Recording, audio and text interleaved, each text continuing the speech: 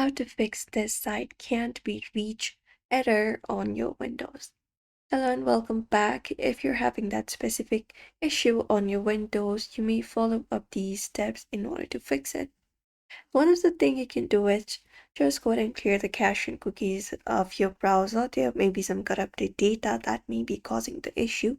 So you can head over to the browser, for example, Chrome, and open it up. And once you are here, go ahead and look out for three dots at the top. Click on it and open up settings, which is in this section right here. Find it up and open it up. After you access your settings, you may just go ahead and look out for option of privacy and security and open it up. And from here, look out for this option called delete browsing data, the very first, and go ahead and click on it. After you click on it, you can select the time range. So you can select last 24 hours, all time, or even weeks and days. So just go ahead and do so. And once you select it, click on delete data and confirm it. And once you do so, that should basically go ahead and delete the corrupted data and see if that fixes your issue or not.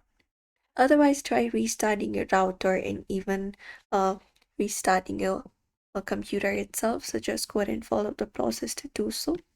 And the next process method you can apply is you can go to the search and search for command prompt and run it as administrator. Once you do it here, just go ahead and type in ipconfig/flush DNS, hit enter, and it will flush the DNS resolver cache. You can also run other commands like ipconfig register DNS or renew. We can just go ahead and type in renew or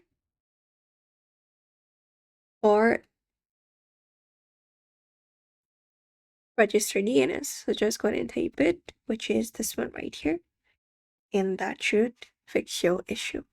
So these are probably some of the methods you can apply up in order to fix it. So that's it for today's video. We hope this video was helpful. Don't forget to give it a like and subscribe for more tips and tutorials.